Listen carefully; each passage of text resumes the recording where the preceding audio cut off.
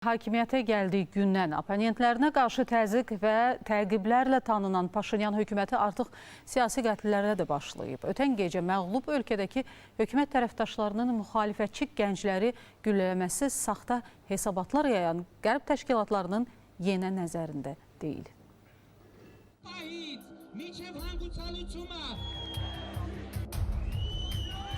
2018-ci ildə hakimiyyətə gələrkən problemlərin silahla həll olunmayacağına dair vədlər verməsinə baxmayaraq elə ilk günlərdən müxalifətə, mediaya və vətəndaş cəmiyyətinə siyasi təzyiqlərə başlayan Paşinyan komandası bu dəfə də yeni sərgüzəşti ilə gündəmə gəlib. Belə ki, iyunun 19-da Ermənistanın Aparan şəhərində növbəti siyasi çalarlı qanlı qarşıdurma baş verib.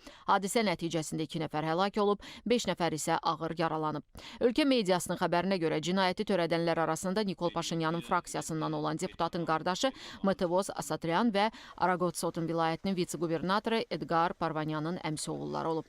Məlumata görə güllənən gənclər radikal müxalifətçi kimi tanınırlar.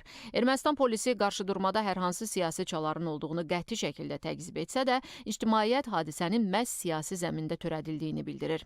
Əslində Nikol Paşinyan ölkənin keçmiş rəhbərlərindən heç nə ilə fərqlənmir. Paşinyanın hakimiyyətə gəldiyi ilk gündən Konstitusiya məhkəməsini tamamilə özünün əlinə keçirmək üçün hakimlərə qarşı əvvəlcə siyasi repressiyalar həyata keçirdi. Son hadisələr də göstərir ki, Paşinyanın onun kimi düşünməyənləri öldürtməsi, güllələtməsi və eyni zamanda müxtəlif üsullarla həbslərə atması Ermənistanda fikir və söz azadlığının və eyni zamanda demokratiyanın hansı fəlakətli nəticələrlə üzləşdiyini bir daha ortaya qoymuş olur.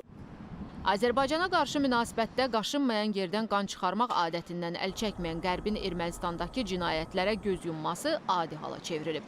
Çünki dövlətlərin daxili işinə müdaxilə etməkdə pərgar olan Qərb, ikili standartlar və qərəzli yanaşma mövzusunda da xüsusi məharəti ilə seçilir. Təəssüflər olsun ki, Qərbdə adını insan hüquqları qoymuş beynəlxalq qeyri-hökumət təşkilatları və yaxud da Qərbdəki bəzi siyasi institutlar bu məsələləri görməzdən gəlirlər. Ermənistanda baş vermiş bu repressiv fəaliyyət qarşısında göz yummağa çalışırlar. Bu ondan irəli gəlir ki, erməni lobbisi Qərbdə çox dərin kök salıbdır. Qərbdəki siyasi dairələr, siyasi mərkəzlər bir çox hallarda erməni lobbisinin diktəsi ilə hərəkət edirlər. Heç şübhə yoxdur ki, analoji proseslər Azərbaycanda baş versəydi, Qərbin müəyyən dairələri çoxdan ölkəmizə qarşı səlib yürüşünə başlayardı.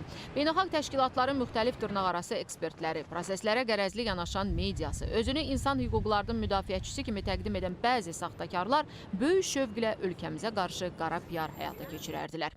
Belə görünür ki, Qərb onun dəstəyi ilə və rəngli inqilablar yolu ilə hakimiyyətə gələnlərin negativ addımlarına göz yummaqla ədalətsizliyə, ikili standartlara və ikiyüzlü siyasətinə sadiqliyini bir daha nümayiş etdirmiş olur. Rüstəm Mikayılzadə, Zaur Bayramov, Lalə Məmmədova, ASTV Xəbər.